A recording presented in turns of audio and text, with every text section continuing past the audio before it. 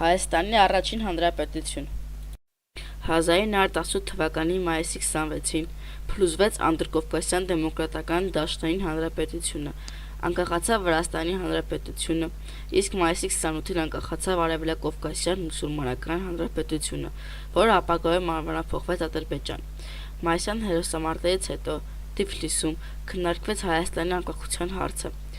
Ջախջախիչ պարտությունից հետո Օսմանյան կայսրությունը վախենալով այդպիսի բախումներից հավասար պայմաններում սկսեց բանակցել, եւ այդ հերոսամարտերի շնորհիվ մայիսի 18-ին Հայոց կենտրոնական ազգային խորհուրդը Հայաստանը հռչակեց անկախ պետություն եւ Բաթումում թուրքերի հետ հաշտության պայմանագիր կնքվեց։ Հայաստանի առաջին հանրապետության վարչապետներն էին Հովհաննես Քաջազունի, Ալեքսանդր Խատեսյան, Հ.Մ. Սիմոն Վրացյան։